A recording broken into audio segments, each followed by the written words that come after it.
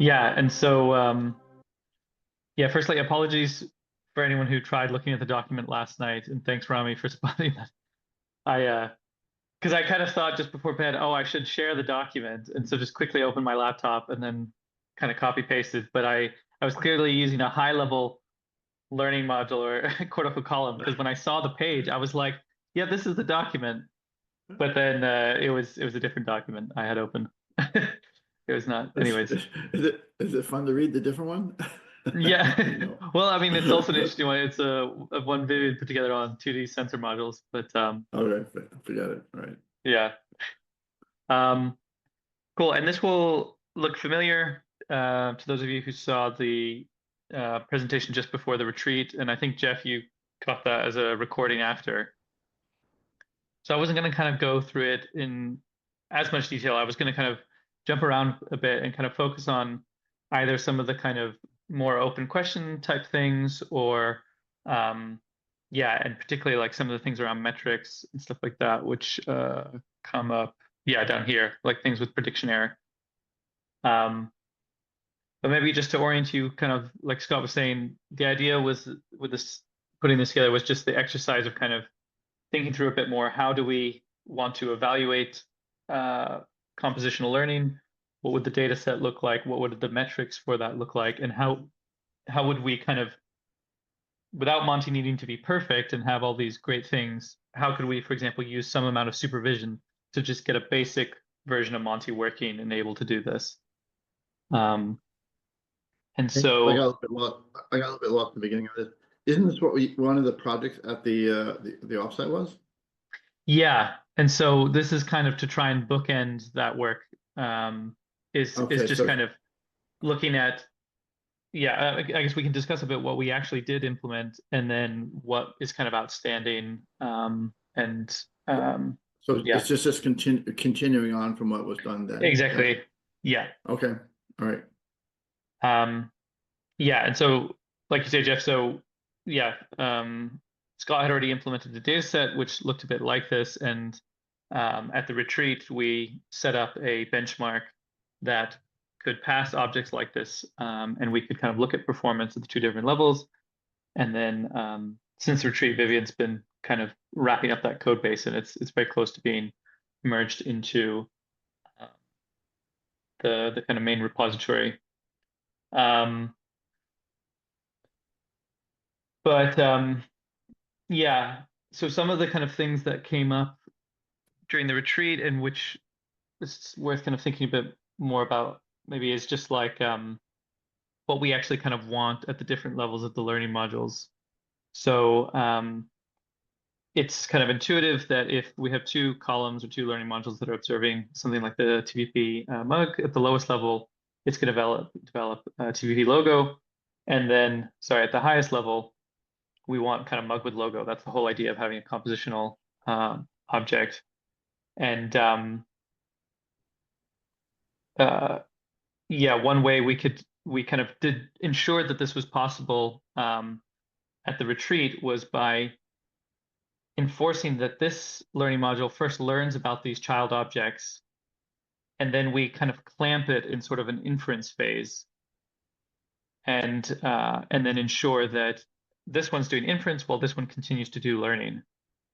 And that gives us the kind of basic setup that this one can learn kind of a compositional model. But one thing we didn't kind of address at the retreat is how there's a couple things, but one thing we didn't address is how do we learn mug with logo, like a compositional object, without relearning all of the mug features all over again. And so this relates to kind of a conversation we had the other day, which was kind of how we might deal with this. And this is where I think, and maybe Jeff, I'm curious if you disagree, but I think the consensus at the moment is that some way of having state might be important for this, so that we kind of have kind of some part of the learning module is telling us, okay, yeah, you are still on the mug, but it's a different type of mug. And so I'm going to help you learn to predict observations at certain locations without you needing to kind of relearn the whole thing. Something like that seems essential, right? I mean, Yeah, I mean, you're gonna have, you can have multiple flavors of the mug that all share a lot of features, and yet you want to have, you know, variations on them of different types. And so they're just, and we can't relearn everything, so some kind of state seems essential. Yeah.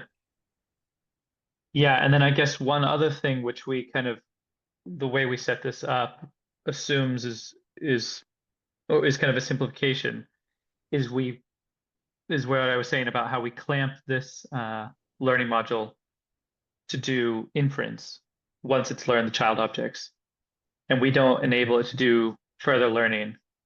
And one reason we did that was because, well, in order for it to pass an ID up to this learning module, it has to kind of recognize what it's seen. So that just makes that process a bit quicker, or as in kind of guarantees that it's just going to try and recognize something.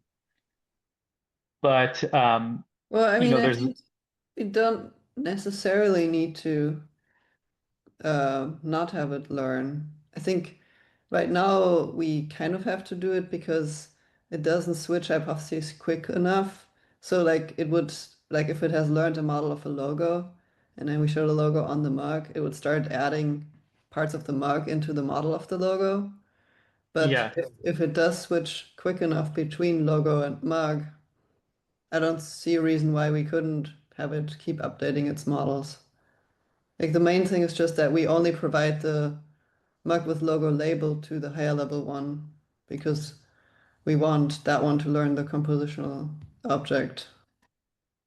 Yeah, I think this is a case where, you know, we often talk about a single sensor patch, like a tip of a finger or you know, looking at the world through a straw. And that doesn't work. We know now that that's not going to be sufficient for learning behaviors of objects.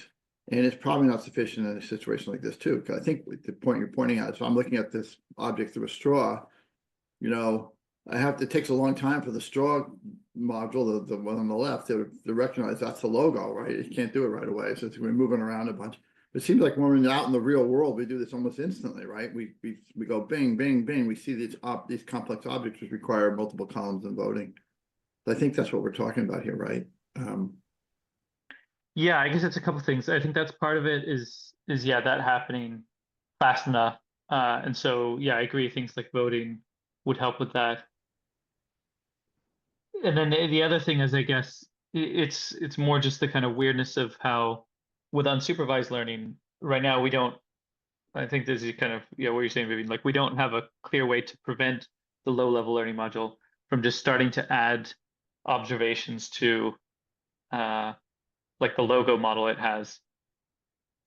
Yeah, I Is that a think, problem?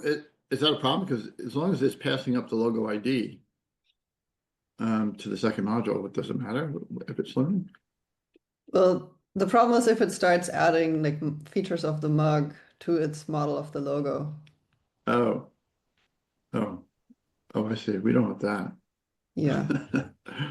Um, is that a general problem? Have we dealt with that? Well, I think it'll be getting better with the work that Rami is doing, where we can quickly switch between different hypotheses. And then potentially one thing we talked about as well is to have some kind of like low-level masking from the sensor module that kind of prevents it from sending features on the mug up when it's trying to recognize the logo. Yeah. So I think both of Okay. Well, those would help a lot. right. I guess it's a general issue of like, hey, if you recognize something, how do you prevent it from thinking there's more to it? Yeah, I think Okay. it's just a general unsupervised learning issue. I'm curious, yeah, just while we're talking about this, yeah, Vivian, you mentioned about Rami's thing. Do you think that would already help? Because so right now, let's say Monty starts on the logo, it's kind of moving around. Um, if it reaches the matching state and then it starts exploring, it's just going to keep adding information, wouldn't it? It never kind of rematches or questions whether it's on a different object. Yeah, I mean, we could just set it so it doesn't reach, like it doesn't switch into exploratory mode. but it still has enough evidence to send up things through the hierarchy. Isn't that the same as preventing it from learning? No, it can learn about um, it can learn about things that it has seen during the matching phase. And learn about things it's But yeah, I guess you mean if like during the episode it has seen several different objects, it wouldn't be able to disentangle them. Like it would, yeah, right now Monty wouldn't be able to say at this point I had this hypothesis, so I'm going to add that to this graph. yeah, And it then would at kind of that add point, all of it. yeah, it would kind of add everything to whatever was the last most likely hypothesis. Yeah, so that's something that wouldn't work right now. But yeah, but it. Oh, sorry. Yeah. What was it? Um, yeah, but I guess it's just general improvements in It does, just think about this particular problem. That if I imagine I'm just walking around looking at things, and I'm constantly building compositional models as I just look at things. This is here, this is there, this is, these are relative, just building up this compositional structure in my scene. That I don't really, I wouldn't add anything to any of those models. Like, oh, there's a book I can see a book sitting on the window seat next to me, and there's a pillow. I wouldn't add anything unless there's something odd about them. It's just like if I recognize a book, I say it's a book, I'm done. But if there's something odd about the book, then my attention would be focused on it. And then I would sort of switch out of building compositional models of my room, but I'd be focusing on that particular thing, the book, trying to figure out what's wrong with it. So it does feel like we have this sort of mode where we're not really constantly learning until I see something unexpected. And that's the general rule. Would sort of be like, as long as things are as expected, I'm not going to add anything to them. I'm not learning anything. I don't try to add anything to them. But as soon as something and then I would switch. I see something wrong, then I switch, and then I'm no longer learning the larger compositional structure. I'm now trying to refigure out what's wrong with the book. I'm just supporting the idea that there seems to be this sort of attentional shift to learning something about an object that we don't do all the time, that we only do when there's an error. right. Which would support the idea of sort of not continually adding features to an object, or just trying to, like, good enough, I know that, it's a book. don't think of it anymore. Yeah, and it would make things a lot easier because I think this is something we've kind of wrestled with is like how much should we have a discrete sort of shift between learning and inference. But I think like you say, if we kind of rely on sort of prediction error and things like that, and it can kind of happen at any point, but it is kind of a shift. It is a shift. I think that's a reasonable assumption. Right. Right. And then the then other piece, which we kind of already have with the constrained object models that Vivian implemented, is the is sort of a kind of a sense of impermanence of representations, or kind of like the permanence threshold in the HDM synapses, but that like when we add information, right now it's like it's just like it's full strength and it's permanent, but that we would rather kind of increment information with observations, and that over time, right, that would mean that even if you kind of incremented a little bit, that like, oh, there's a mug above a hand above the logo, as long as you see other instances of the logo where there isn't a mug, that isn't going to become like a powerful signal versus just like everything that is self-contained like the logo. But I think the former method seems also valid, and it's more clear, right? Where you just sort of disable learning unless as you're building a compositional I mean, we object. kind of need both, I think, don't we? Because I Well, feel like they're complementary, because otherwise, like sometimes we might correctly switch to a learning mode, but then or like switch to a learning mode, but then kind of add some information that turns out not to be relevant. Right, but I think, but still, I wouldn't rely on the second mechanism. I think the first mechanism is you can do both, but I don't think we should be trying to add things to if I look over and I see the book on my window seat, I shouldn't be trying to add things to it because part of the book is obscured by a poster. You know, it seems like, but when you are learning something, then yes, then your statistical issues could come into play. I guess Yeah, I'm still voting for the switching off learning and on the child objects. Sorry, Ron.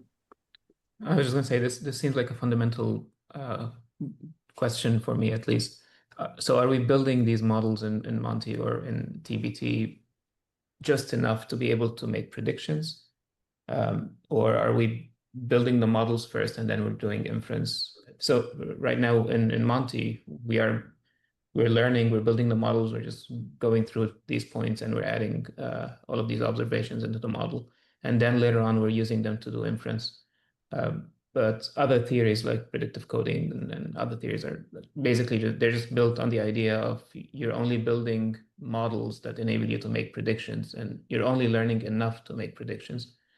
So I guess So I'm not sure I understand the difference, but I don't like the language of the second. I mean, we're building a model. Prediction is a key component of how we determine if the model is correct or not, but it's not the goal of the system isn't just to make predictions. I mean, like predictive coding. I don't think that's right at all. okay. That's an offshoot of what the system does.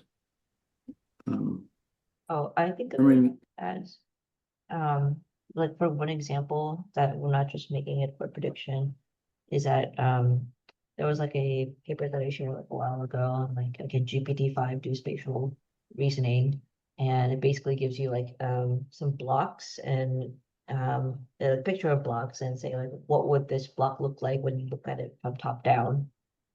And it does a horrible job.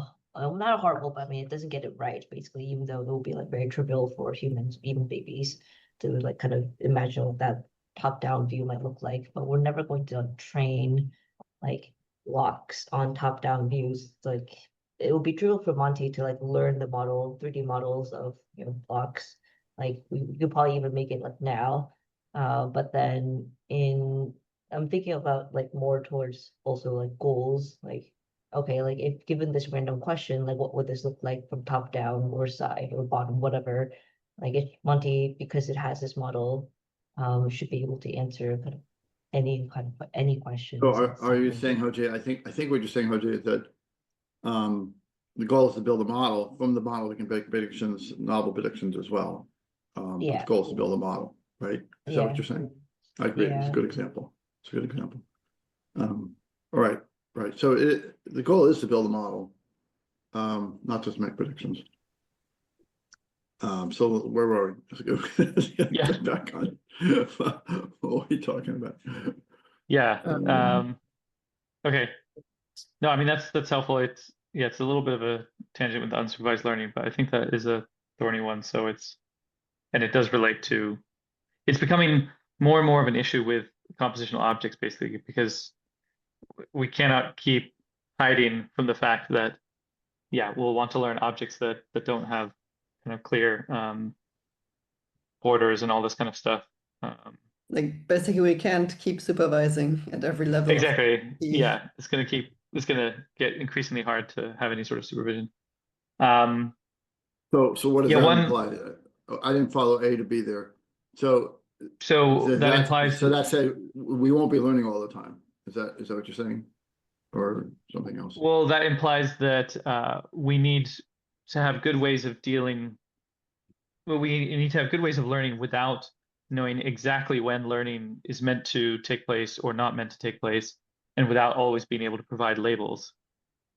So the labels is a separate thing, but knowing when to provide supervision or when learning should happen, that's kind of the issue that sparked this discussion, because like we want to constrain when the low-level learning module switches into, or like right now we're constraining it because we don't have an intelligent way of saying, okay, now you should be learning because you're making prediction errors or whatever. I have a sort of a general idea, feel about how this works. Let's see if I can articulate it. It's like, in some sense, let's say we're always learning, and what essentially all learning is compositional in some sense, right? There's features or something at some location, and that can be a complete object or complex some things or simple things. So always learning compositional structure, but it seems to me we'd only be doing it at one level in the hierarchy at a time, or always at the top of the hierarchy, or something like that. Whereas it's like if I have a problem, it's like I was saying earlier. Okay, I'm in the room.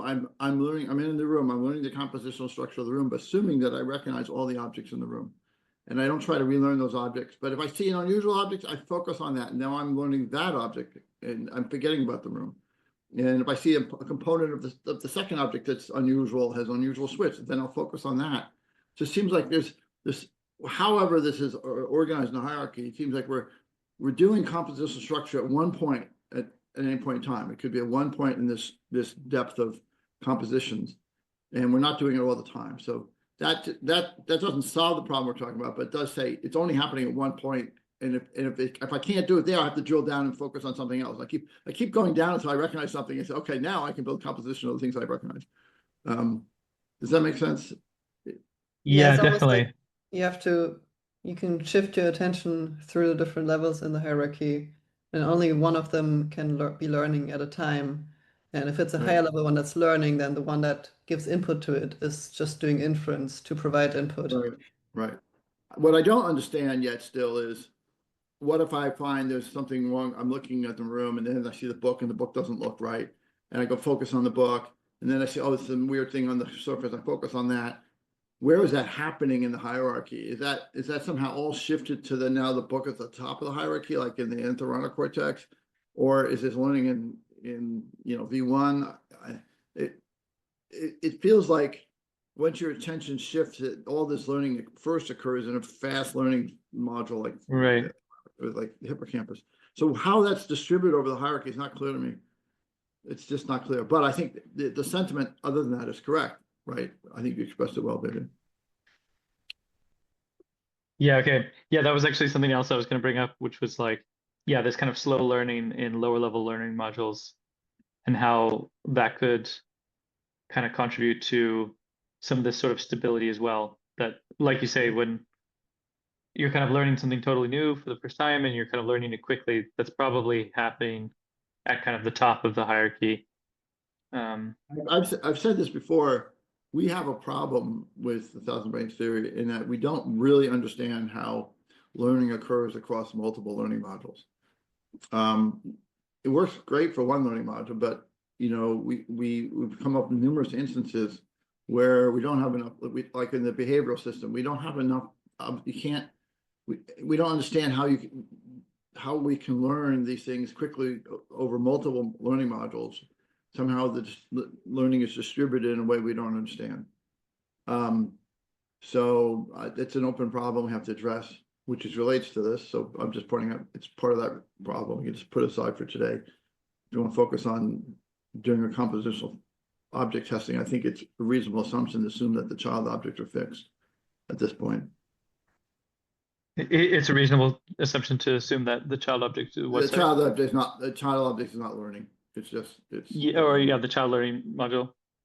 Yeah, and also it would be assumed that it knows what it's somehow voting would have occurred so that it doesn't have to do a lot. We don't have to move the sensor. We don't have to move the sensor to infer the child object, right? We want to be moving our attentional focus from child object to child object, not within the child object to infer it. So if if I'm touching an object with my finger, I may not be able. I'd have to move the finger to infer the child object before I could assign it to the parent object. I think we can assume that inference is occurring through voting and sort of instantaneous, in the child object. So which we can't do with one learning module, but we can just fix it at this point. Yeah.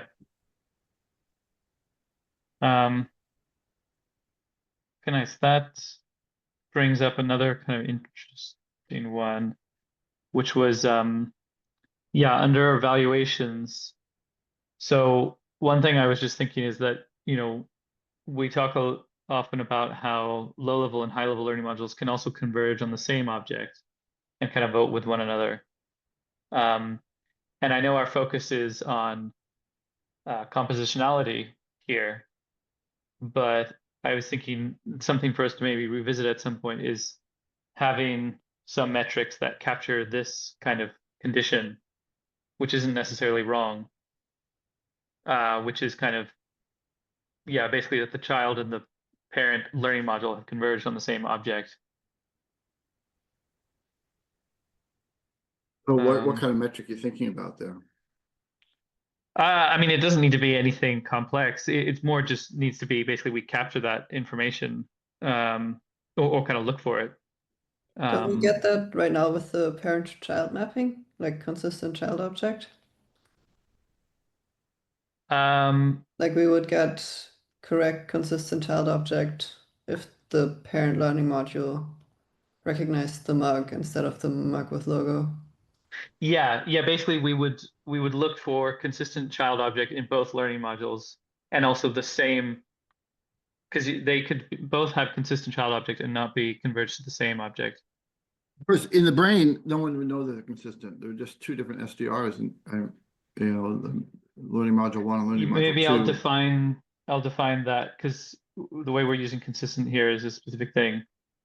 So in terms of kind of evaluating performance, one of the ones that we introduced during the hackathon is this concept of a consistent child object. So if you imagine you have an object like this, we define as kind of the human experimenters a list of potential child objects that could be there. So for example, mug and TBP logo. And potentially we could also define particular poses, like the logo either at the kind of neutral pose or the logo at this pose.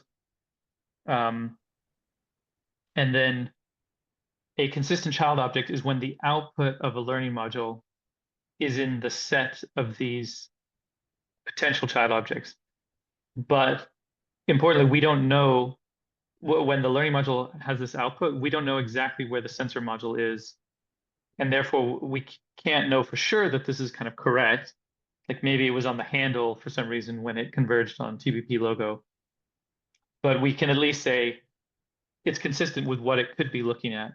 Whereas, obviously if it output like an entirely different object or an object in an incorrect pose, then we would still call this confused.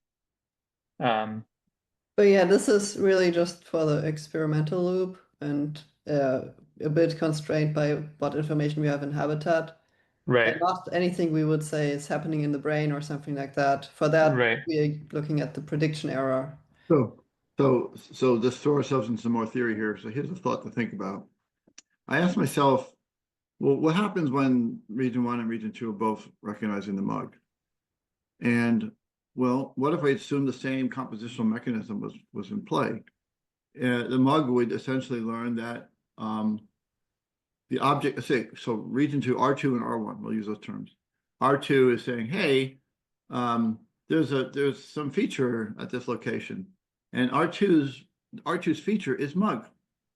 I mean, R1's feature is mug. R1 is saying, I have a mug, I'm recognizing the mug, and R2 is saying, hey, there's this feature at this location, and I can learn it. In some sense, what I'm saying is that a mug recognized in R2 could be considered in some sense a feature of the mug, and a mug in R1 could be a feature of the mug in R2. The mechanism seems like it would work. It's basically saying I recognize something and help that I R1 recognize something that's going to help you R2 recognize what you're looking at. And if I see a mug, well, that's going to help you know that you should be seeing a mug too. So in some sense, I didn't see any reason why that wouldn't happen and what the problems with it would be. So it relates to this issue of consistency. It's like, I don't know if we need to have some sort of special mode that says, oh, now we're looking at a child object, now we're not. It could be whatever R1's recognizing, that gets assigned to the location by location basis of what R2's looking at. And if R1's looking at a mug, well, that's what's being assigned to the mug. R1's mug is in some sense the same as R2's mug. It's a child of R2. That's a good point, that like even if the object itself is, per our definition, not a compositional one, region 2 doesn't know that and would still get input from region 1. So yeah, Niels, I was just thinking in our configs, maybe we should set them up so that when we learn the individual objects, we're first just training the lower level learning module on the individual parts. And then after that, we train the higher level one on Yeah, individual right. parts So, and compositional objects. And during both of those, it can get input from the lower level one that does inference. yeah, Instead of learning the individual parts in both of them as individual parts without hierarchical input, and then learning right, the compositional one and the higher level one. I right. didn't follow that. I don't know if I need to. Yeah, it's maybe more for that. Right. But it's kind of what you just described. Like, Yeah, yeah, basically allowing it to also get input from the lower level one when it sees Yeah. the individual Uh, component. Another thing that's nice about this is that we've talked in the past, like, like V1 and V2 both might have models of the same objects, but they're different scales. And it's sort of a question that's never really addressed, was like, well, how does it switch between those two? When does it get too big for one and too small for the other? And there's some overlap where both are recognizing it. It feels like this mechanism where they act like child parents all the time helps makes that transition in some sense. I don't know how to describe it other than it feels like it's more fluid about where the representation of the object is between V1 and V2 and V4, because as the scale changes, it just merges these together. The mug becomes sort of merged together across these different levels, because a small mug can be a child. The mug can be one, can be a mug. I'm not expressing this well, but I think it just sort of unifies the whole sort of scale issue. There's not. Maybe I should just take that comment back. It's a little bit weird. But anyway, I still think the idea has merit. Of a mug could be a child of a mug. yeah, yeah. I think, like you're saying, Vivian, like we could already set up the config to have this, so you can imagine that happening kind of in this case, where like if these features are all disk and the high level object is just disk, then it's going to be kind of disk that's learned sensory inputs and disk that's learned kind of disk features at all of its locations.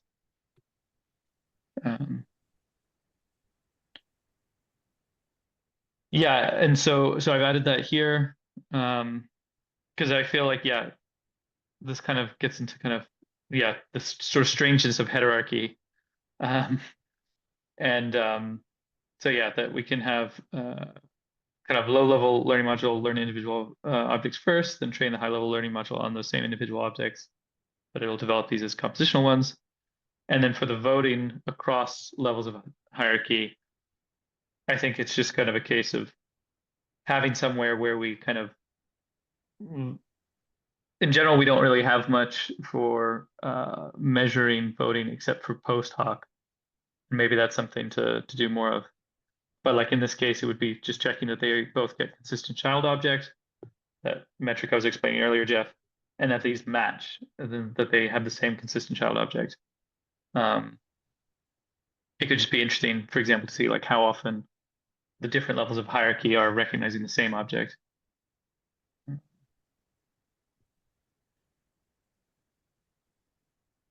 Okay, so yeah, and while we're talking about evaluations, I was just going to kind of revisit the prediction error thing, because that's probably one of the main things that came out of the retreat, was actually implementing that. So the idea with that was to come up with a kind of unsupervised way of measuring how well our compositional models are doing. And the prediction error is basically the kind of inverse of the evidence that's incremented on any given step by these evidence learning modules for the most likely hypothesis. So the most likely hypothesis is we're kind of assuming what the learning module, what the column kind of thinks it's seen. And if that either doesn't have much evidence, or the evidence actually drops on the current step, as in the change, then that's kind of indicative of a high prediction error. And then these were just some kind of toy diagrams to kind of show different conditions that we might expect, where in the kind of baseline example where we're capable of recognizing a mug and capable of recognizing the logo, the learning module. What you see here is the prediction error falling because basically the hypothesis, the most likely or like the hypothesis that is correct slowly kind of climbs up until it becomes the most likely hypothesis, let's say around here. And because that hypothesis is correct, it knows where it is on the object, it's making low prediction errors. But then as soon as it moves to the logo, it's now surprised by that.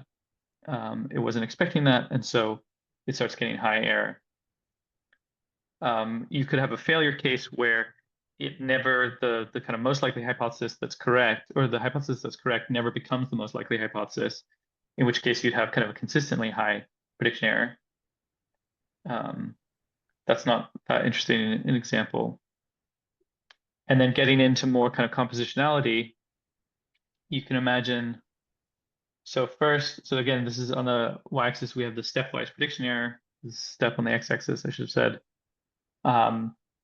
And we start on the mug, and there's some rotational symmetry. So we know we're on the mug, and we have some sense of where we are, but there's many possibilities. We have enough of a sense that the most likely hypothesis is basically getting no prediction error. But let's say because of rotational symmetry of the mug, it thinks it's somewhere on the kind of on it, but it's actually somewhere else. And then suddenly it goes onto the logo. It's still going to get a high prediction error because the high level learning module didn't predict the move onto the logo at that exact kind of step. But then, the hypothesis that addresses this kind of symmetry or kind of that isn't symmetric, that is unique to kind of a location on the logo, is eventually going to win. And then we get low prediction error. And then at that point, we know accurately where we are on the mug, and we can move on the mug with logo. And then at that point, we can move back onto the mug, back onto the logo, and maintain a low prediction error. I'm confused, but maybe these are unfamiliar terms for me. So Yeah. But if I understand this, why when I'm so the learning modules, I'm not sure if this is one learning module we're talking about right now. This is the second level. So I would say you can imagine that this is the high level learning module that recognizes compositional objects. Now that it knows it's on it, the prediction error falls because it knows it's on the mug. So Yeah, I know where I am. But if it's already learned the mug with the logo, why is there a prediction error in the next section? Why does it jump back up again? Because it should expect the rotational symmetry. Okay, maybe this example is easier. Oh, maybe I I should have see. started with this. All right, that's what I was expecting. That one. Yeah. Okay. So if it sends the handle first, then it will know exactly where it is. And then you're right. Then if it knows the mug with logo, then it'll never get the big jump. So in the first example, it didn't actually know where it was on the mug. It was incorrect. Right? Yeah. Well, it was correct. It was correct within the domain of the mug. Well, but if I know exactly where I am, then I should be able to predict the logo. But Right. I thought you saying So I'm not saying it wasn't. It didn't know exactly where it was. But it was making correct predictions because of the symmetry of the mug. Yeah. Right. And so it's happy. Right. Yeah, the same thing would happen in a normal mug without logo if you move to the handle for the first time. Right. And then kind of resolve the symmetry. But I think in the second example, we could still get a higher prediction error when we move to a logo because the higher level module knows mugs with and without logos. And before it moves to a logo, it doesn't know yet which one it is. So it might think we're just on the featureless mug and predict to see white.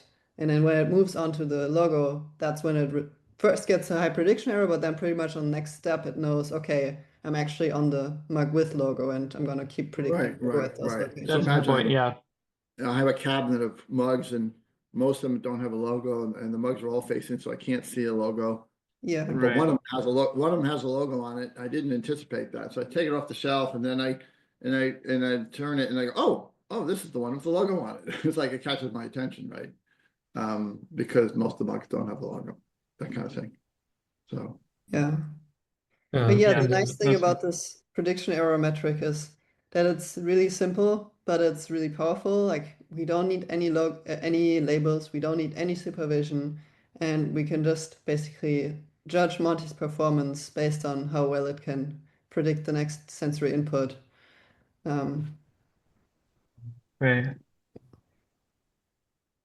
What were you gonna say, Ryan? I was going to say in the scenario where we have enough symmetry evidence, should the prediction error metric be calculated as an average over all of those symmetric poses, or it would be only still the MLH? Because there's nothing really special about the MLH. We're saying Monty assumes they're all equal in terms of validity, I guess. Should we just average the prediction, Yeah, or I don't know. My temptation would be that there's still just one hypothesis, but it's the sort of averaging or the equivalence is more across the rotations rather than across because it feels like, yeah, I don't know, like when you're on a symmetric object, it feels like you still think you're at a location. It's not that you feel like you are at multiple locations at once, but it's kind of like all of those locations or rotations of the object are equivalent. Mhm. Yeah, it probably So wouldn't make that much of a difference because only one of them is correct in those symmetric poses. So it would only bring down the prediction error just by a little bit because let's say we have 10 of them, 10 symmetric poses or more, and only one is correct. So the average is not really going to make a difference. yeah, because and then presumably if we are detecting symmetry, then that's because they're all kind of similar. So yeah, there might not be much of a difference. I guess the other question could be is if we have multiple possible hypotheses that are all like in the kind of above the X% threshold in Monty terms. It's basically as if Monty would be making several predictions at once. Like you said, I have a cabinet with mugs, and this mug could have a logo or not. Both of them are kind of valid within my models. If we should, if there should even be a prediction error, if it's valid with one of my possible hypotheses. But I guess that's what I'm wondering is that what we actually do? Because I feel like that's why like bistable stimuli are the way they are, is we seem to kind of commit to one hypothesis. Well, I guess once we pass it up the hierarchy, at least I've always thought of it like once we pass it up the hierarchy, it's we commit to one, the most likely one, but internally, like within layer 4, we can predict several things at once as possible next sensations. Well, that mechanism came about when we were thinking about how a learning module or a cortical column hasn't come up with a good hypothesis yet. It's still confused. I'm a little bit along with Niels on this one, and it feels like we kind of lock into once we have a good interpretation, we kind of stick with it until we know better. We don't try to keep multiple hypotheses going along, right? I want to pick the mug off the shelf. There's 10 mugs up there, and I don't see a logo. I know one of them has a logo, or maybe I know somewhere in my house there's one with a logo. I don't expect it up there. I don't keep the hypothesis going like, oh, maybe this is. I wouldn't normally think about it. I don't know. It feels like the bistable sort of example is closer, and yet the theory about the union of SDRs makes a lot of sense when you haven't figured out what you've got yet. You haven't settled on anything. So as soon as you settle on something, the union goes away. Yeah, I guess in I guess, this example, we wouldn't have fully settled yet. We would be like, oh, it could be the mug with logo, or it could be the mug without the logo based on what I've seen so far. So I wouldn't be like surprised to see the logo. but you have a hypothesis which is consistent with everything. So it's Well, I interesting. have two Okay, so I see your hypotheses that are point. consistent. Yeah, you're right. I see your point.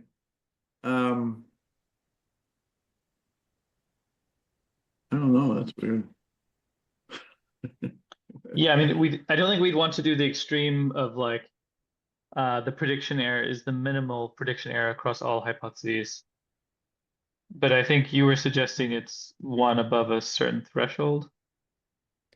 Yeah, or depending on like right now, it would be the ones that are above the X% threshold. Once we do like hypothesis deletion, It would be all the But, ones you know, that still exist, I guess. But yeah, I mean, it was just something that I just thought of. I haven't thought through it much yet. Right now, we're not doing that. I just thought it might be worth Right. considering if that Yeah, would yeah. be. I'll add a note like, yeah, right now we use but the most likely hypothesis to measure prediction error, but we may want to consider like other hypotheses as valid as well. Or Yeah. yeah, let me just go back to the comments you were saying a second ago. You know, when we have the mug, but we don't know if it's a mug with the logo of the mug. We've just in the beginning of this meeting today, we said, oh, that's a difference in state. In some sense, we've locked onto the correct reference frame. And now we're dealing with a difference of state. So in some sense, I've even though I don't know if it's the mug with or without the logo, I've determined the correct class of this object. And the only variation right now is this. It would be this sort of state of whether the logo is there or not, which is not the same as being confused about the object, right? Because the logo, the mug with the logo and the mug without the logo are not completely two separate objects. They are the same object with variation. Yeah, it's maybe a bit more so- like being confused about where on the mark we are because we haven't sensed the handle yet. Something like that, but right. But think of it this way: we blocked onto the correct reference frame, so that's done. That's certain. Well, at least we think we're certain. Because when we see the logo, we don't switch to a new reference frame. We just switch to a different state of the reference frame. So that said, you could lock on and maintain uncertainty only in the state. I don't know if that helps, but yeah. Yeah, I mean, for what it's worth, just to give a like show with another example. I mean, yeah, I'm open-minded about this, but just yeah, trying to explore at least perceptually how it feels. If I'm thinking about where I am on this, like even if like I could be kind of anywhere along the edge, but at any given time, I only feel like I'm at one location. Like all of these locations are valid, but you're yeah, at one location perceptually it doesn't relative to your feel like body. I'm everywhere on it. It's more that it's more that this is the kind of like thing that there's multiple superpositions. Like its rotation is the thing that's like there's multiple things that are consistent, not my location. Yeah, Because I I can mean, only I be in guess, one place at any time. yeah, so what we're talking about right now is a metric. So what would be most useful for us to measure and look at? And like when you show these plots, we're saying, oh yeah, here we expect the prediction error to be high because we haven't resolved the pose yet. So we're like excusing Monty being like, it's reasonable to have a high prediction error. But then in that case, if we want to minimize that metric, I feel like we should take into account the places where we are saying, oh yes, this is expected that here the error is high. Yeah, so maybe one way of framing it is like we could have multiple prediction errors. There could be like prediction error of the MLH versus prediction error of top hypotheses or Yeah, something. And yeah. then prediction error of all hypotheses is essentially the inverse of the or kind of is like the theoretical limit metric that you made, Rami.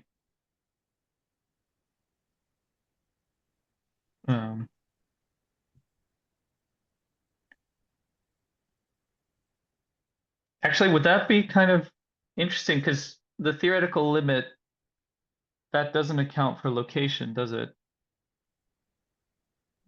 No, only rotation. Or symmetry. Just a minimum pose error. But it could be Yeah. modified. But yeah, the prediction, like formulating it as a prediction error might be a way of accommodating for that. Because that would just naturally kind of absorb any causes of yeah, okay, I'm gonna expand this note. So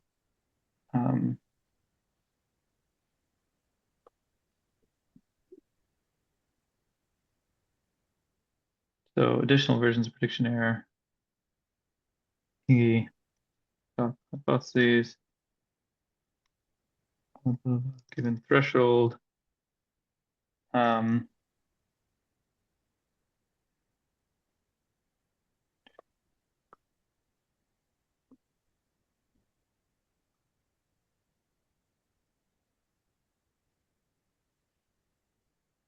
Okay.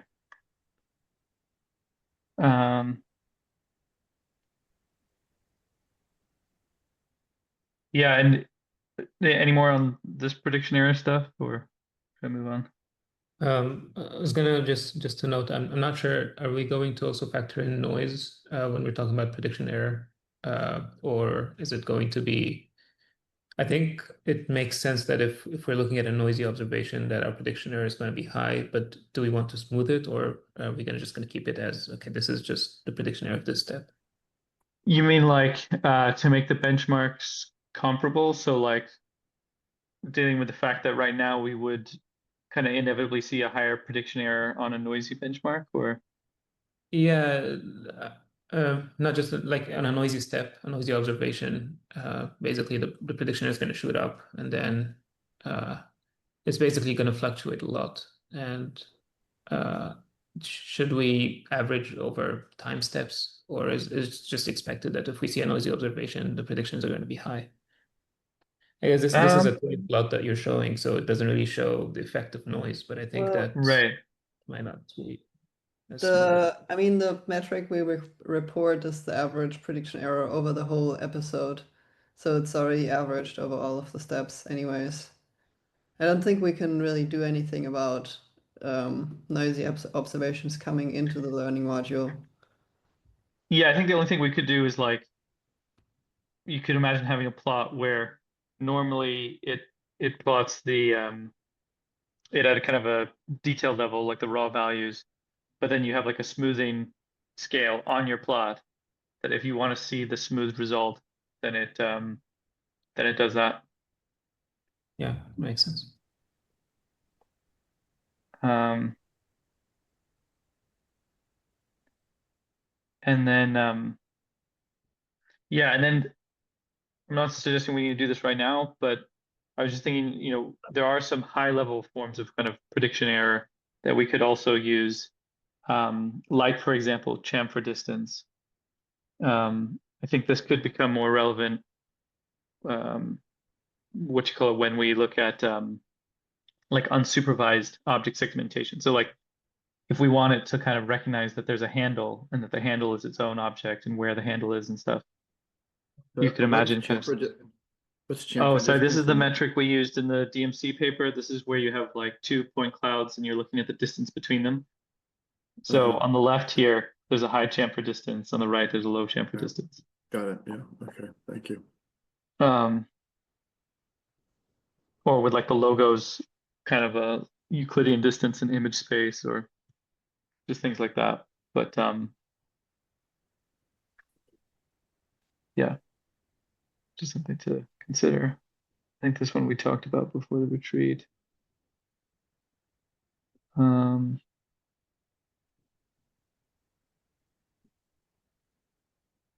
Yeah, and that one we talked about. Yeah, and then so in terms of kind of, so there's metrics and then there's kinds of how do we like mediate compositional learning to actually happen. The thing we've done so far is just kind of have some supervision. This is what we were talking about, how we kind of make sure the low-level learning module has had a chance to learn the child objects, then we kind of ensure it's an inference, and then we pass a label to the high-level learning module, stuff like that.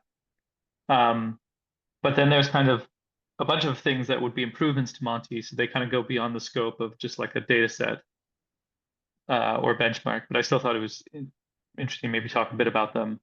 And these are the things we've talked about before, like with the sensor modules. So the question is like, how do we actually observe the effect we want, which is that like low-level learning module is recognizing child objects and passing that ID up, and the high-level learning module is recognizing compositional objects. Yeah, we talked about sensor modules, how you could have differences where like the higher level learning module has a large core sensory input. So it's less likely to be able to even recognize something like the logo. And it's going to have to rely on the low level learning module to recognize the logo and pass that ID up. Whereas on the other hand, if a low level learning module has a narrow kind of fine-grained sensory input, it's going to struggle to learn big objects. And so it's less likely to learn things like the entire mug. And we already have that in our configs that the lower level one gets higher resolution, more fine-grained input than the high level one. Plus also the settings of the models that we're learning are a bit different in like what information is considered redundant. But then one other parameter I played around with like 2 years ago, I think, was restricting the size of the models that the high level Right. that the low level ones can learn. So like basically a low level only represents objects up to a certain size, and then if the object is larger than that, it will just not be learned there. And Right. I don't think we set that up here.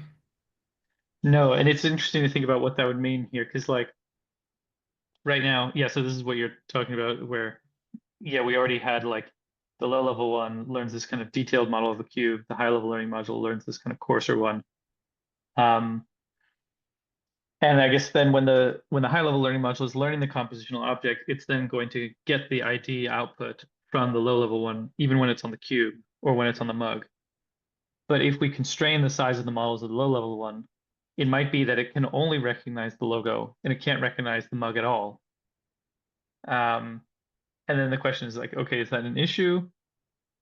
I guess not, because the high level one, to our whole argument before about like state and whatever, it could just learn, okay, this is a variation of the mug, and it might not. So it basically just it might not always be getting an ID from the low level learning module. Yeah. I've been taking some notes here because I think there's a whole set of issues that are related here. And, you know, I'll throw out the word attention as part of it. You know, how do the representations occur at different locations in the hierarchy, and how are they constrained? I just think, you know, this question of like, oh, are we going to physically constrain what it can recognize, or we had an attentional mechanism to constrain what it recognizes? And I feel there's sort of an Uber theory here that we just haven't dealt with yet. I don't think it's going to be hard. I just don't think we've really kind of grasped all this yet. It keeps going back to like, what's happening where in the hierarchy, and what is. I just throw that out because I don't want to stop what you guys are doing, but I just want to let you know that there's some things that are missing here we have to deal with. They feel like they should be easy to deal with. We haven't done it yet. Yeah, and I'm curious because I remember, yeah, taking some notes when though you made some nice points about attention and how that would play a role in this, so that like Right. So you could imagine kind of they're both recognizing kind of mug, the low level one and the high level one, and then you move to the logo, and then it's the low level one that is going to kind of have this narrowing of attention to see Right. kind of what And is there's this more detailed thing. another thing that And that came would up. work with voting, of course, like to kind of constrain where the voting is happening. Right. Another thing that came up just listening to the conversation here was like, is it true that the lowest level learning modules are always inferring something? Maybe not. You know, maybe the inference starting higher up, and there's nothing small to worry about at the moment. And you know, so that's just another flavor on this problem. Right. Where are things being inferred, and where's the learning occurring? Right. Again, I don't want anyone to get worried about it, because it feels like we have the basics down pretty well, that we understand how compositional structure is learned. And we just have to sort of play that out over like, these are all questions about like, oh, exactly which modules are doing what, and how is voting coming into play, and you know, are we locking things down or not? Anyway, these are all related, it feels like. But Yeah, I hopefully, I think that's we kind can, of. Oh, yeah, go ahead. I was going to say, hopefully that these uncertainties don't slow you down in implementing this right at the moment. Yeah, no, yeah, I was just gonna say that's kind of the idea right now, that we have a basic test bed, but now we can iterate on it, and we can make improvements, and we can find out all the kinks and things we didn't think about, and all the issues that come up, and kind of improve on how we're doing right now. But basically we have all the plumbing in place, one, to pass up the object ID and connect learning modules hierarchically, and to like evaluate how we're doing.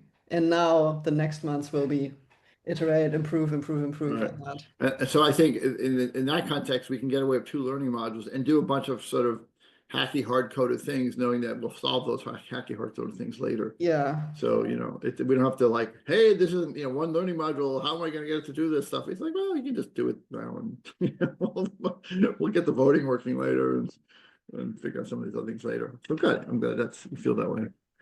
It makes me motivated right now to want to work on this right now. I'm taking notes and going, I want to think about this. It's annoying. Okay, well, good. Yeah. No, I think it's like you guys say, yeah. I think it's a good position we're in now. One thing I just thought was maybe a bit interesting to talk about was in terms of policies. I think in my mind there was a lot of overlap with attention because like they're both kind of potentially segmenting out the world and using that to kind of guide information gathering, but kind of attention could be more kind of all at once. You're talking about action policies here? Yeah. Okay. Attention is would be all at once, kind of constraining where voting is happening and things like that, which learning modules are actually involved. Whereas policies would be kind of, where we move. But you can imagine something similar where it's kind of like as an attentional window narrows, the policy constrains us to move in a smaller location. So until we recognize the logo. And this is something we've talked about before. And that kind of narrowing could be based on both model-based and model-free signals. But when I was thinking about it, although that could help us to recognize what is like, the logo, what is that small object, that wouldn't do anything to prevent the high-level learning module from also trying to recognize that small object. So it feels like, other things are definitely going to be important, like the attention or the difference in the sensor modules. And maybe this implies that, which I think is consistent with what we talked about before, that maybe the attention is different for different levels of the hierarchy. So like the higher level learning modules, they're attending to a larger region, whereas the lower level learning modules are attending to a narrower region. One thing to think about this is, I'll just throw out an idea. Let's say we have a hierarchy of regions, 2, 10, I don't know. But let's say the top one is always in the mode of learning compositional object. Always, never stops, because it's a fast memory. It's like the hippocampus. It never stops. So it's never going to sit there and go, oh, I recognize the mug. It's always saying like, I am always building a new object up here. And, it could be the room, it could be, anything, I don't know, but I've never stopped. So I don't know if that, it sort of puts an end stop to the question you brought up, Niels, which is like, well, how do I prevent the top level module from recognizing the low? I could somehow think about like, well, the top module never stops learning compositions. It'll never be happy with something. It'll say like, I don't even know what that means yet, but it just says it's a way of constraining the problem a bit. The system will never be happy like that. Right. It'll never say like, we're all recognizing the mug and we're done. It'll be like, I'm going to recognize. If I recognize something, I have to, I don't know, I have to put it in a larger context. It's like the top module is always trying to figure out bigger context. It's never going to settle. It'll never infer anything. Yeah, I mean, in some ways it does kind of feel like working memory or the hippocampus or whatever is doing something like that. And that like, it's always like, okay, well, what is the situation now? And I'm never going to assume that I've experienced that before because the world is constantly changing. Right. So there's no point trying to infer it at the highest level. Right. That's sort of, that's the basic idea. Right. Well, what's that mean actually? But it does feel to me like that's the way we work in the world. We're just constantly, it took me a while to understand this, but we're just constantly building compositional structure at different levels, but it never stops unless you're asleep or something, right? It just never stops. I'll look around a familiar room I'm in right now and I'll notice that, oh, there's a new thing outside, or there's, the pillow's different on my bed, or I don't know what it is. It's just like, if I'm constantly, and then that's assuming that underneath that high-level compositional learning, there's all these structured objects, and I just assume they're there. I see them, I recognize them. But if one of them was odd, like I mentioned the book, then I would just zoom down and focus on the book, and that would be the new compositional structure I'm learning. I don't know. Anyway, so it's a thought to keep in mind. Yeah, I mean, I think that kind of makes sense if at the highest level we always build this compositional model of the scene around us, and it's basically there's no need to use it for inference. Like there's no need to recognize it because it's just a specific arrangement of things on my table today. But it's still super useful to build this temporal model because that helps me. Like if I look at the lamp, I know what I'll see when I look back at my laptop because I just build a temporary model of how you are all arranged on my screen, so I can kind of inform my lower level modules what to expect next. But again, I think it seems to me, even if I saw this book and the book was odd, I would then be building a new compositional model of that book at the top level of the hierarchy. It'd be like, that would be my attention. It would be an episodic memory of, oh, I have a book that's in the shape of a trapezoid. I never saw that. I'll remember that. Oh, that was yesterday I saw that. It was like, it's not something that's happening in V1. It's something that's happening high level. So it's sort of like you imagine the top level is always building these new compositional models until they become so structured, then that movement moves down in the hierarchy, and I can build new compositional models on top of it. Something like that. I don't know. It's like even low-level objects, it seems like somehow get learned in the highest level. I mean, small objects get learned in the highest level initially, and somehow they get transferred down. It's like almost everything is episodic in the beginning. I don't. It's weird. I don't know how that happens, but it feels like that. Sounds a lot like chunking. Chunking. Oh, I forgot what that is. Just Oh, it's like in learning. In chunking, you have to chunk concepts in order to learn high level concepts. Otherwise, you're always stuck in the details. Right. I guess that. Right. It's chunking, I guess.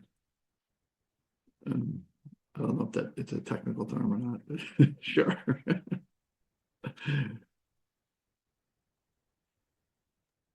Okay, nice. Yeah, no, I think that's a interesting idea though, just to emphasize. But we can do it right here. We can just have Right. 2 learning modules.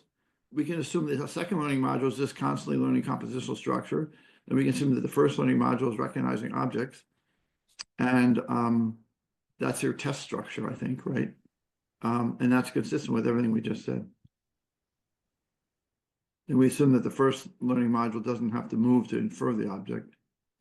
We'd assume there's some sort of voting going on there. Well, yeah, we don't have that in our setup, in our current test setup. The lower level one also has to move to recognize the object because we only have Okay, one, well, so there's no voting. yeah, But it's I something know, we but might add, yeah. I don't know if that messes up the system then. It's like, again, the idea that I was just proposing is that let's say compositional learning always occurs at, let's say, at one level, the top level of the hierarchy. And it assumes that I don't need to, it assumes that every feature that I'm going to put into that compositional high level object is sort of recognized instantly. I don't have to tend to it. I don't have to drill down and down and down. So moving, if I have to, imagine trying to learn compositional objects with a finger. It'd be pretty damn hard, I think. I don't know. I mean, I'd have to recognize one object and then, think about it with a straw. Okay, it might be easier. As I'm looking around, like, oh, I have to recognize something. I'm doing with the straw, and I say, oh, that's the logo, and then, I don't know. Would I start by recognizing the mug? I'm not sure. I don't know how it works. I don't know if it works if I have to spend time moving to infer the object. I mean, it almost feels like I just want to do like this one-shot learning. Here's an object at this here. I'm building up this compositional structure. Object location, object location, object location, as opposed to, oh, I have to move around here to figure out what that object is. Now it's at that location. Now I have to move around and figure out what that object is. And, I'm not sure that works very well. I don't know if it does work. Yeah, that's an interesting point. So from a testbed point of view, we just don't want to get stuck on this issue of moving the sensor to infer the first child object. Yeah, I mean, I thing guess to like test. if you have a logo on a mug, feel like you do move a couple of times to recognize the logo itself first, but maybe while you're trying to recognize the logo would be what's represented in the higher level, and then the letters are at the lower level. Yeah, I don't know. That's a good question. Right, I don't know. You're right. I mean, it's hard not to move your eyes. Right. Okay, so let's say I'm looking at a mug and I look at the logo. There's two situations. One is I don't recognize the logo with one fixation, and I have to move my eyes to recognize it. The other one is I do recognize it with one fixation, and yet I'm still moving my eyes. The second one is they're different, really, right? In the second one, you're constantly passing up logo to the parent object, and the fact that the eyes are moving doesn't really matter. But the first one, where you don't recognize the logo until you tend to it.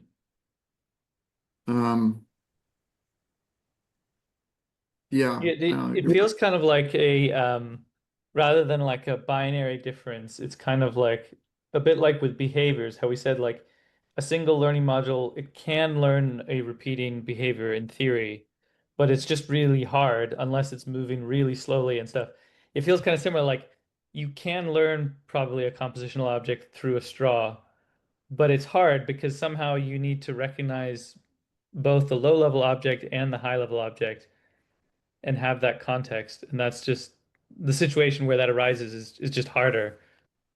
That's a good parallel. Even the behavioral thing is interesting because even though in some sense theory you could do it, I think practically cannot be done.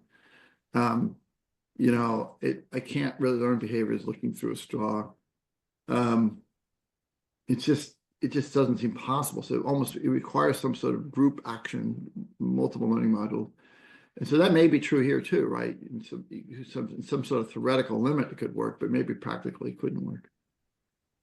Yeah, I think, I feel like still it needs to be some kind of middle ground, because if we do assume there needs to be kind of flash inference of the child object, it gets more complicated when we have, for example, the logo with the bend in it. There is no Right. model of the logo with the bend that we can just recognize. So we kind of have to move to figure out, oh, here it's rotated differently. Well, it would almost be like if I saw the logo with the bend, it was like me looking at the book and seeing it's an odd book. I would, some sense, for a moment, I would forget about everything else. I'd be focusing on that logo. I might temporarily learn a model of the logo with a bend in it. And I said, okay, that's a thing. Okay, now I'm assigned to the mug. I don't know. I don't know how that But works. then, if we rely on that mechanism, then we lose a lot of the benefits of learning location by location and assigning different orientations and having the kind of flexibility where the logo can smoothly bend or No, smoothly you're right. scale. Okay, all right. But maybe you have to learn the logo as a compositional object, and then I don't know. you have to let. All right. Well, we've been bouncing around a few things here. I've taken some notes here. Things that we I talked about. Multiple columns may be needed for learning composition. They seem to be needed for learning behaviors. That's what Niels just said. We have it's a basic problem. How do we learn across multiple learning modules when only one is experiencing an input? That's the same problem. I've talked about, I showed notes about attention in the hierarchy. How do we, where does learning occur in the hierarchy? Maybe learning occurs only at the compositional learning only at the top. Anyways, these are all related. I'm just saying notes for myself to think about. Right. Nice. Yeah. So I had a couple more that I can just touch on. So we were just talking about voting now. So this is again in the sense under the kind of heading of like, what are ways we can kind of improve Monty, or kind of ways that will push it towards developing these compositional representations we expect. And I was just kind of thinking like, we often talk about voting, but what about competition? Because obviously voting is about reaching consensus, but sometimes we might also want to push different learning modules away from observing the same thing. And I mean, for what it's worth, I feel like anatomically, I think most of the lateral connections actually synapse on interneurons. so inhibitory neurons. And I don't think is that a blanket rule for all different types of neurons, or I there's thought some that was particular- true for most of the lateral. I can double check that, but I thought like in that- layer 4, most of the lateral connections were no, sorry, the lateral connections across columns, oh, across columns. like the long range lateral connections. Oh, is that true? I think so. I'd be surprised by that. I can look that up real quick. But anyways, yeah, I was just kind of curious, like in the history of voting and stuff like that, like yeah, is that something that's also been discussed in terms of like, you know, mug and logo? Some learning modules are seeing the mug, some are seeing the logo. Is there yeah, is there anything kind of encouraging them to actually develop different representations rather than trying to have the exact same one? So, Malcolm did talk about intercolumnar inhibition, right? Last week we talked about, remember, we talked about mini columns activating, and they'd be sort of like a Mexican hat distribution. And so you'd have local excitation and longer distance inhibition, and therefore it forces sort of a distribution of representations, like when around the bump of the mini columns, you're going to not be active. And he talked about the same thing going on in columns, but he briefly mentioned it, but I don't know, I can't remember reading anything else about it. But the idea would be, if you follow the same idea with the mini columns, then you could imagine in larger columns, the cortical columns, you might have they inhibit each other locally, so you make sure the ones surrounding you are not representing the same thing, but then that enables the ones further away. And so we don't have a concept like that in Monty today. We assume that every learning module can learn everything, but in reality, maybe they don't. Maybe, like, we're forcing models to be distributed not across every learning module, but across some subset of the learning modules, right? So not every learning module would learn a mug, but every fifth learning module, every 10th learning module would learn a mug. That's an appealing idea. That one of the issues that brings up is that we have to assume that we assume that each learning module gets an input from a sensory patch. The next learning module gets input from adjacent sensory patch. If you had enough, if your learning modules local ones couldn't be active at the same time, they were distributed, then they might be, would they by chance be looking at the right learning, do they have enough overlap in their sensory patches to make that work? Because then you might be blind to some part of the sensory space. It's another high level concept that I think relates to this issue about distributed learning. Because if I wanted to have learning in one learning module affect other learning modules, it would not be if it wouldn't be the adjacent learning module, it would be some further away. That's a topic we've never talked about this issue. I'm not even sure it's true, so I don't know. Okay, yeah, no, we don't need to go down that. And in this case, I was almost thinking about it across the hierarchy, that like sometimes we want to vote across the hierarchy, but maybe we also want competition across the hierarchy. Up Yeah, and down the hierarchy. When do we vote up and down the hierarchy? I thought that was like one of the main things in the or not one of the main things. I know, but you know what? It could be. Earlier, I mentioned the fact that two hierarchical regions could be observing the same object, and that one could be the parent and one could be the child. That could be the way they vote, right? That could be the way that they reach a consensus. It is, as opposed to the mechanism of, like we've talked about, like layer 3, the voting mechanism. Right.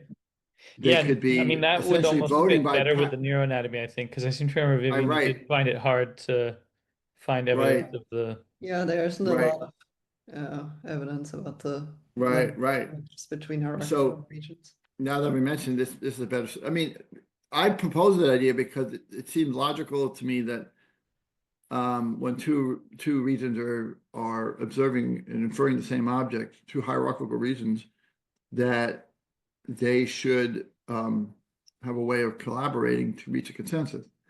So in a sense, that's voting. But in this case, the voting could be a different mechanism. It could be the compositional hierarchical mechanism. And that would work too. Yeah, And and that would what have the she- benefit of being kind of more asymmetric. It just it fits the biology better, as you just point out. And it fits in our mechanism better.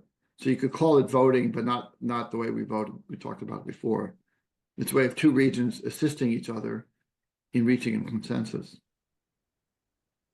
So if region 1 thinks, I think I might be on a mug, and region 2 says, I think I might be on a mug, and region 2 says, oh, but region 1's telling me that my child object, quote, the mug, that helps me infer, right? Because my child object is telling me that, or the region below me is telling me it's providing information that would help me infer mug.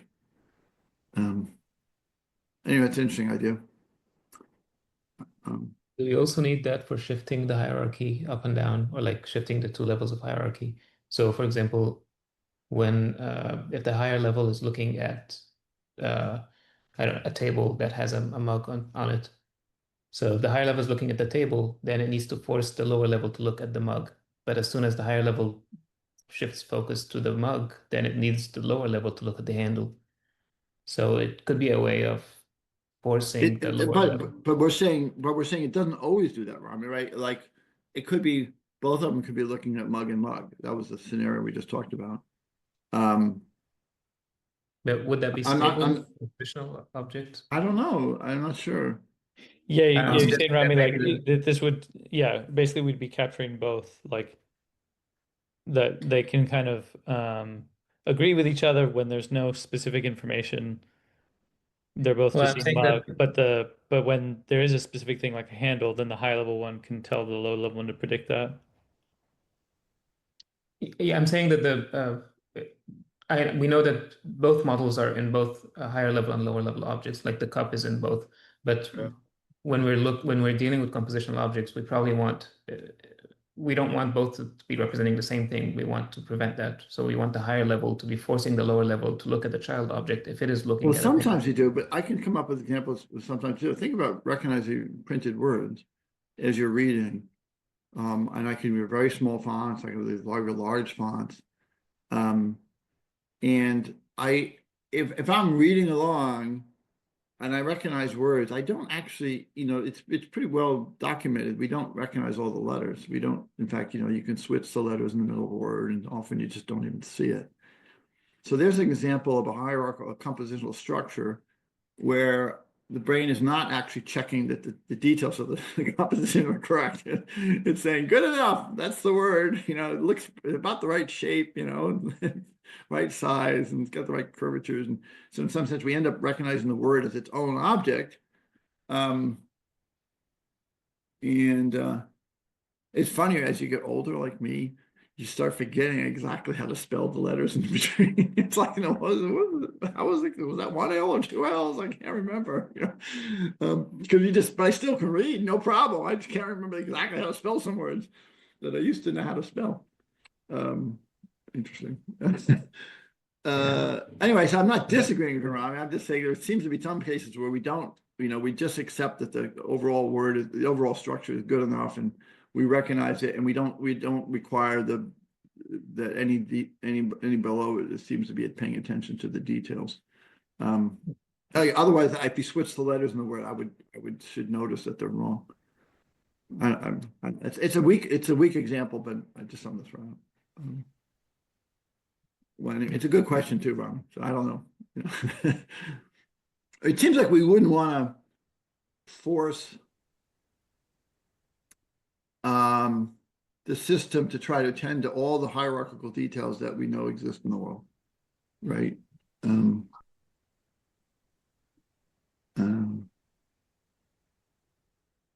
Yeah, I guess maybe yeah, in the case you were bringing up, Rami, yeah, kind of, I guess the focus is on like learning. So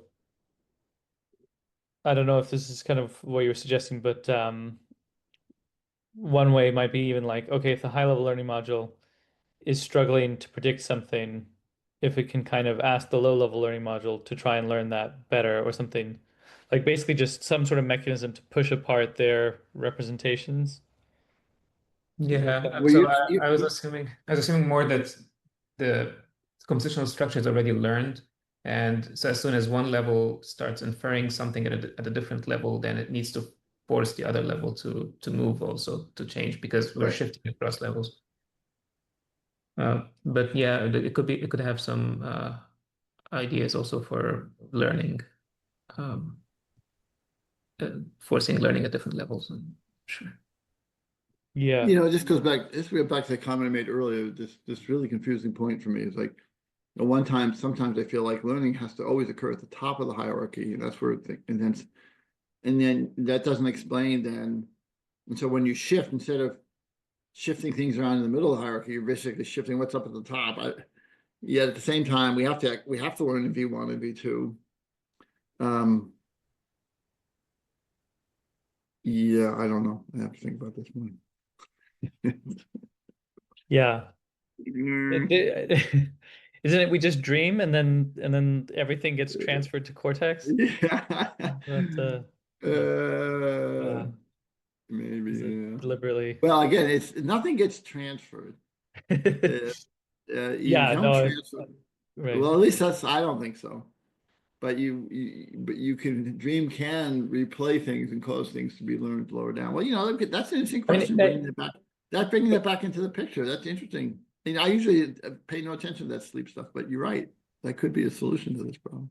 I mean, I think that's at least one theory for dreaming is that, yeah, it's kind of like a random assortment of perception to sort of, um, yeah, enable kind of Well, learning. they've shown that dreaming is essential for consolidating memory. Right.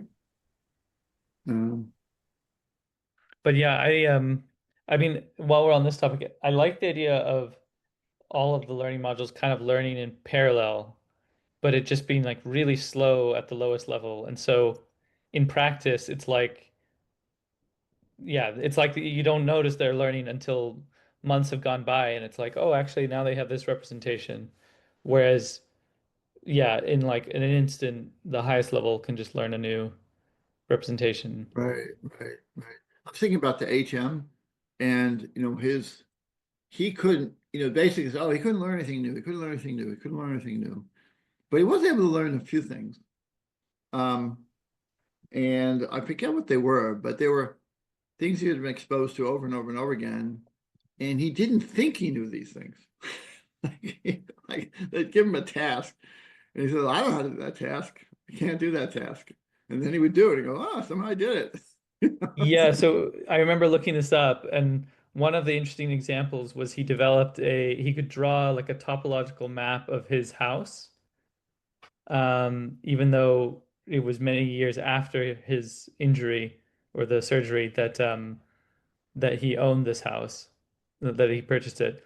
And basically the argument was he just kept moving around the house, walking around, walking around, walking around.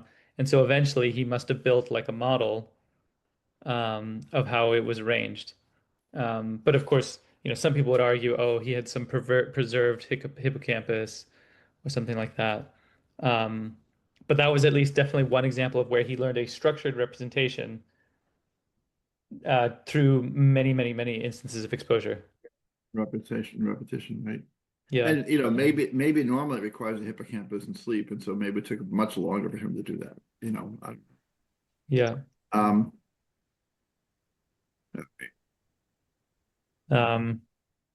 Cool. So I I think there just was had, something also about his being able to learn some skills, like having to draw, like if you saw half an image and you were trying to draw the reflection of it on the right side. I think that they were saying that was a skill that he was able to acquire over, right. weeks or months, but which is distinct from episodic memory, but it still seems like some kind of spatial based model or skill that, you know. Yeah, I think I had thought, oh, it's just like a motor skill, so that could be subcortical. But I mean, it's a fair point that it does involve like um the spatial element of like yeah, I don't know. Well, obviously, neurons learn and they learn through repetition, association. So we expect that to happen. The mechanisms by how different parts of the cortex, when they learn, when they don't learn, when the hippocampus is learning, how they interact, that's a bit of a mystery here. So it shouldn't be surprised that HM is able to learn because neural tissue will learn, right? If you give it enough exposures, it'll learn something. But that doesn't mean that that's the normal way we rely on it. Maybe most of the time we do rely on we need the hippocampus most of the time, and maybe most of the time we do need sleep with the hippocampus or something like that. I don't know. We're not going to solve this today, so we'll stick on topic and say how are we doing on our task for today, which is Yeah, testing so composition. I just had one last kind of small thing I thought would be interesting to bring up, which is about Omniglot. So just to rewind a bit, when we were selecting which data set to kind of use for this task, for this benchmark, we discussed a few different ones. One was the object with logos, which we ended up going with.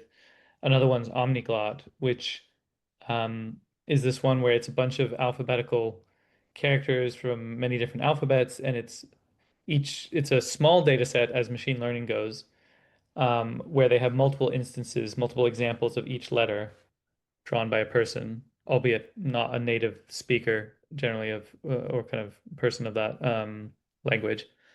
And it's an interesting data set because it's definitely compositional. You have all these strokes and how they compose the letters. It's small, so it's really hard for traditional machine learning, deep learning methods to work with. And Vivian had already implemented a data loader for us to be able to work with it. The main reason we didn't go with it for this retreat was because we realized we'd still have to kind of implement a whole new part of the data loader in order to pass the individual strokes the way we wanted to, and kind of learn on just those individual strokes. Why is that? And Why is there assumption? Why is that the assumption? Why can't we use these as just visual objects? I mean, well, yeah, we already tested just learning the characters in general, but Mati did well on recognizing the same version of the character, but didn't do well on generalizing to different drawings of the same character yeah. because it's Mhm. like if you only look at the pixel level, there's too much variation between them. But if you can learn them on the stroke level, like the H is two vertical strokes and a horizontal one in relative arrangements, then the thought was Monty should be able to do it. So basically, this was the first data set where we were like, yeah, we need compositionality for this and hierarchy. And so now the idea was, okay, the data set already includes stroke information, so we give it each stroke individually, and then it can learn the arrangement of them. I remember thinking about this when I first saw this in the write-up prior to the retreat. And I said to myself, oh yeah, how would I learn these letters? And I realized that I would personally imagine how I would draw them. That I didn't recognize them as images. I recognized them. I personally, even though I did no idea anything about these, and I didn't have to see this colored picture you showed me here, Okay. that I would that's how I would tease it apart. It's like when I tried to, spend some time looking at Chinese glyphs, and that's the way I have to do that too. I have to sort of imagine like, oh, there's these two strokes here, and there's a stroke here, and that's how that's how you would just not know anything about them. That's how I would try to recognize them. So I agree. It sort of brings in the motor component of it.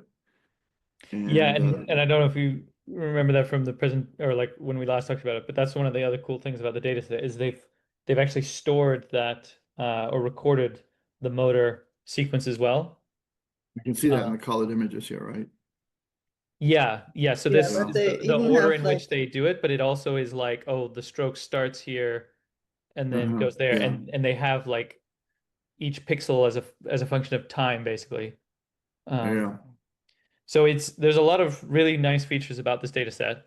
And so I think we'll return to it so at some point. So I thought it was worth just talking a bit about some of the kind of thornier things about it. So one of those is kind of how we would deal with the low level strokes.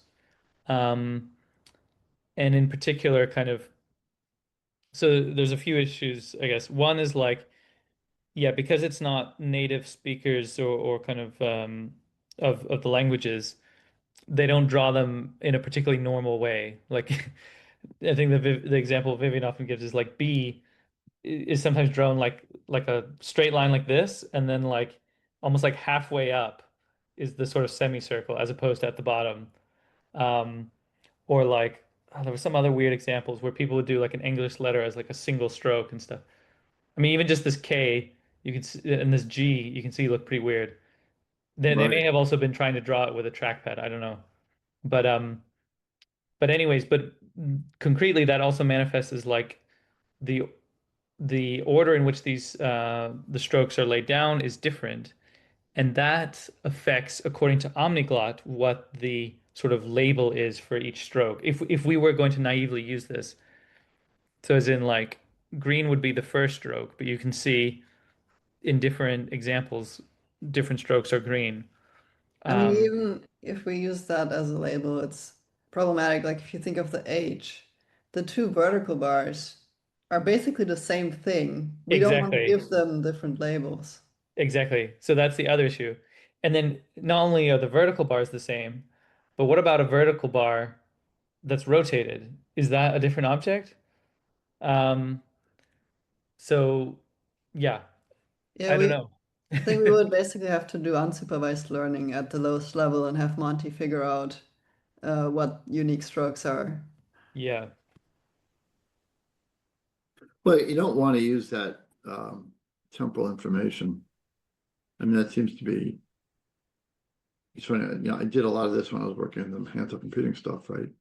And that makes it so much easier if you know the order in which the things are drawn. But when you're reading it, you don't have that information. You can, when I look at these things, even if I didn't know the order in which the strokes are drawn, I would tease apart the different strokes. I can see that in this case here, there's a cross, there's a down sort of stroke that goes to the right, and then there's the cross, and then there's a loopy one.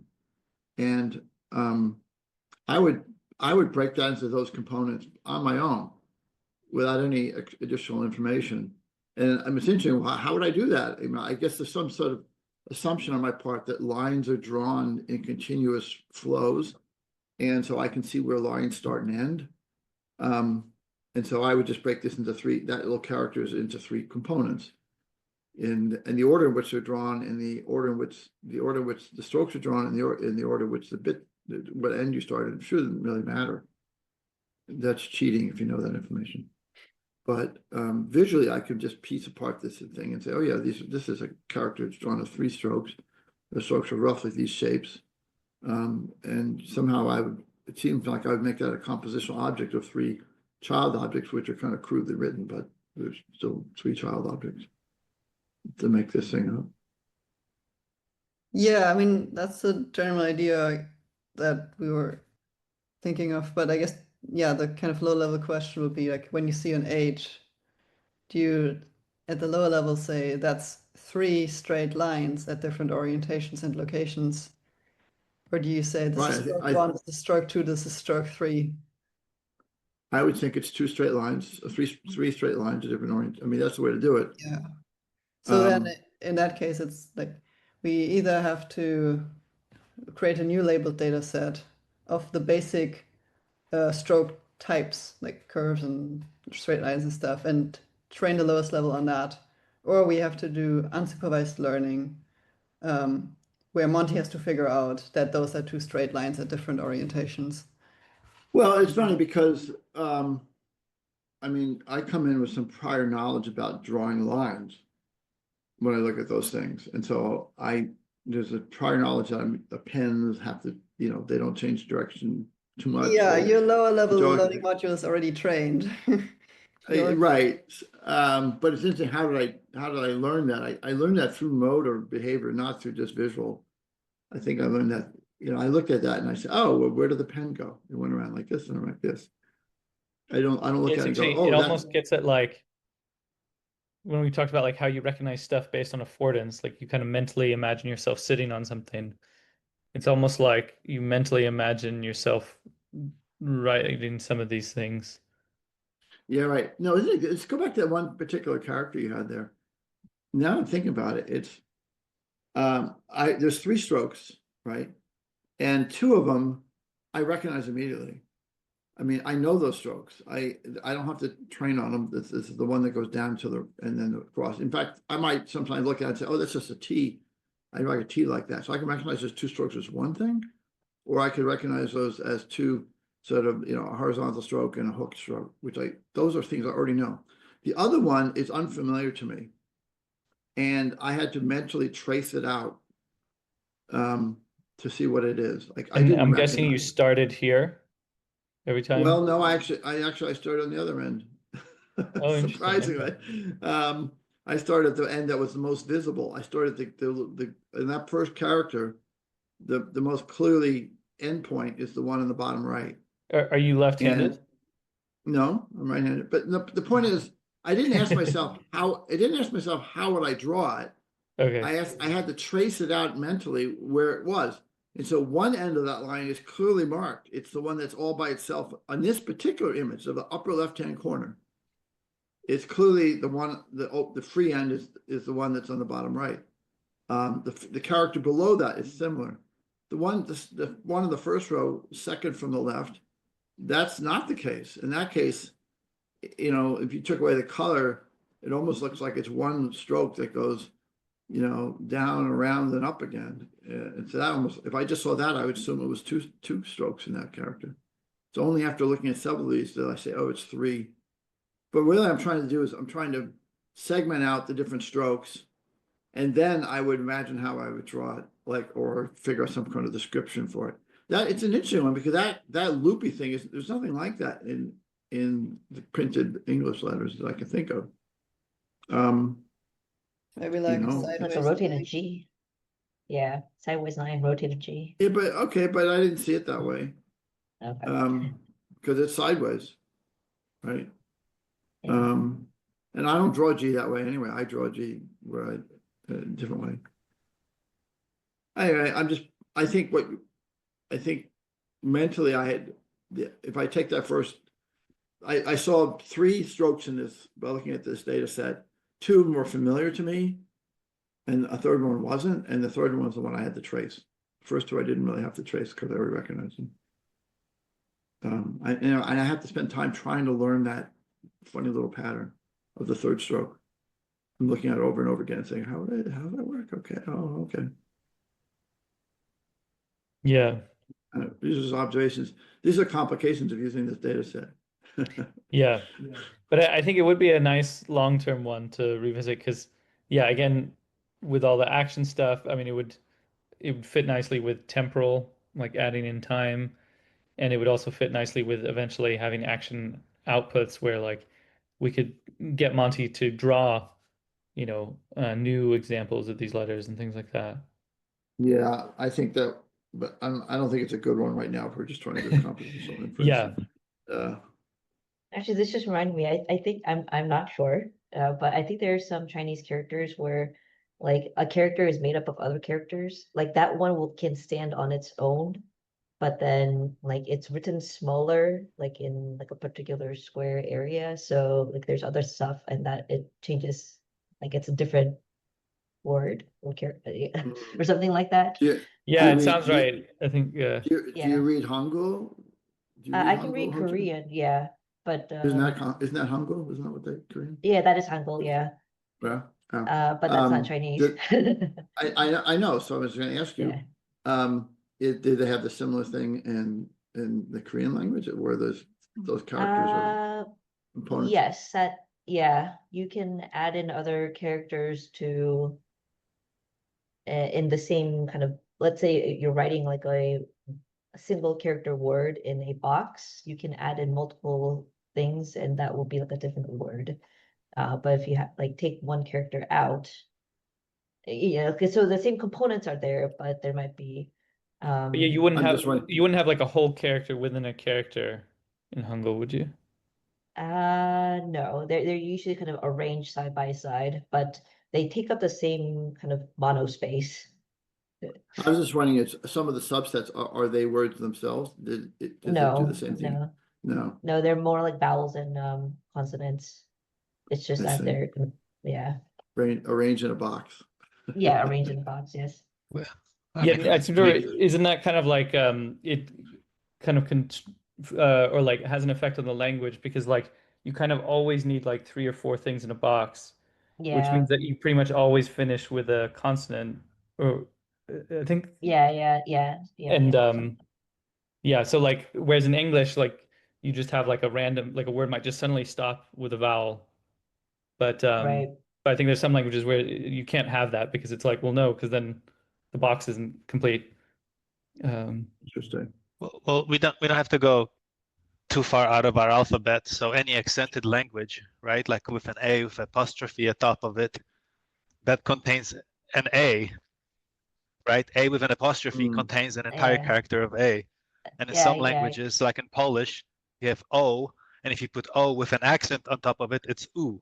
So it's a completely different sound, right? So, or even in English, I is kind of like an L with a dot on top of it, right? So we don't have to go too far with seeing compositional characters. Yeah, kind of.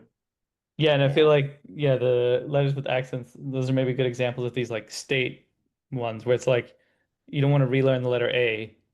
Like you don't want to relearn the Right. mug when you're learning the TBB mug. But you Right.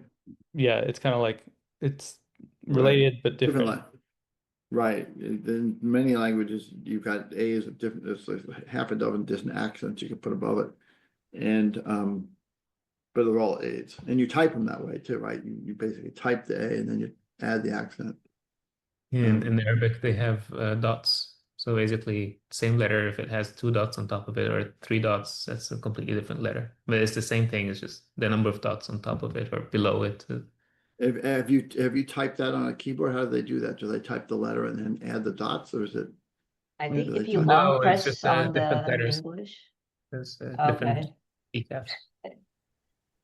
I missed all that, but Yeah. Oh, sorry. Go ahead. It's just I saying mean, it's if- different keycaps. So it's like a completely different letter. interesting, And- because like if you know, in French, I think, you know,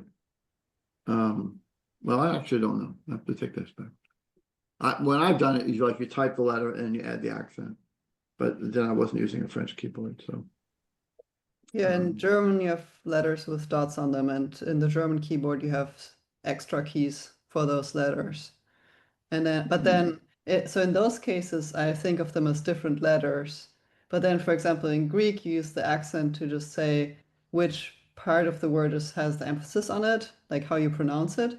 And in that case, I just think of the accent as a modifier, and I don't think of the letters as being a different type of letter.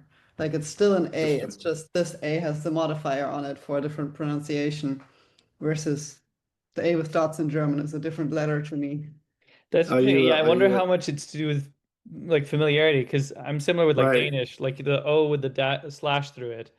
I again think of as like a totally different letter.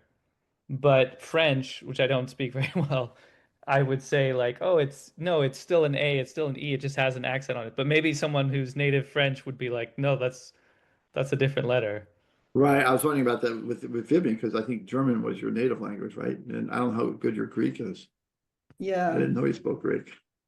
So maybe, well, maybe just, I'm not sure you can say that trying to learn, but yeah, maybe okay, it's so just then, because so that's the what letters, Niels yeah, just like said, is that, yeah, maybe it's familiarity, but it also seems like the letters still pronounced the same way. It's just pronounced stronger, like that Yeah. syllable is pronounced stronger, and it's the same effect on all of the letters, like the accent on an A Yeah. or E or whatever. But then in German, different letters with dots on them get different pronunciations. Yeah, and it's like if it's similar, then it's like it's always the different pronunciation. Yeah. But does that Okay. change the meaning of the word? Like, for example, I don't know, ABC, but then if you put an accent and you say like, you know, put an emphasis, that's so Yeah. somehow like the pronunciation of the word actually changes. Yeah, there are the meaning. words that are like in Greek, they are exactly the same. Like two words are exactly the same. They have two A's in them, and depending which A has the emphasis on it, it means a different thing. Okay. All right, we're getting far afield here. Yeah. Yeah. For what it's It worth, seems that like- was the last thing I wanted to I bring up. I think it seems to me the Omniglot one is problematic still. I'm not sure. Yeah, maybe we have another discussion about it before we tackle it, if there comes a day when we, yeah. Yeah. It seems something would be better once we have the whole system working with sensory motor and behaviors and stuff. It's okay, now treat the system the right stuff and Right. It seems there's implicit knowledge about how the strokes. I rely on knowledge about how strokes are drawn. To tease apart those different strokes, to know that, oh, that's just one stroke and that's another stroke. Right, it's not just a bit pattern. You know, if it was just a bit pattern, I'd be lost. What I wrote down as kind of takeaways for maybe the shorter term is for the benchmark testbed we have right now, see about making a config where we only train the lower level learning module first, and then the high level learning module, even when it learns the individual objects like just the cup, still gets input from the lower level module about the child object. So it just associates mug on mug. And then maybe looking into voting earlier than planned, like seeing about how, if we can get it better, if we have like several lower level learning modules that can infer the child object faster. Yeah.